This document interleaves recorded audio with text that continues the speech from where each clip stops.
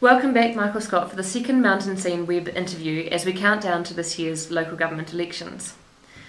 We all know Queenstown's got a bit of an issue with its drinking culture, and Queenstown police are calling for the resort's bars to shut at 2 a.m. instead of 4 a.m. Where do you stand on the closing times of Queenstown's watering holes? Well, to be fair, I think we need to hold a public forum with the police and the bar owners as such to discuss the issues. It's only 2 hours, so we're going to move the problems forward 2 hours or back 2 hours. It's one of those things that really need to be addressed and thought of thoroughly before just closing bars.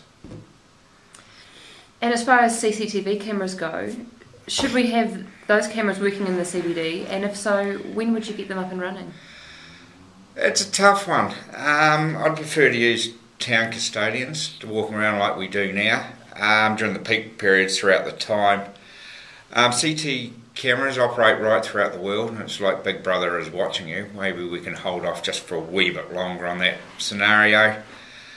I helped years ago putting cables in for CCT cameras, which are in the towns at the moment, and a lot of bars did help pay towards that. They're not working at the moment. I think to readdress putting new ones in and the ongoing monitoring would be a huge expense to the ratepayers at this stage. What's the single biggest issue that you think Queenstown faces, and what would you do to sort it out? I think it's unsustainable growth. Our infrastructure is barely coping. I'd like to see closer monitoring of contractors to ensure that we're getting best value for our dollar right throughout everything. And as a community, where can we improve, and how would you make positive change? Well, it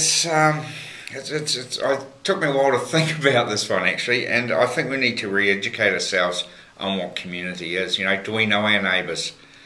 I'd like to see more residents getting involved with their local community associations.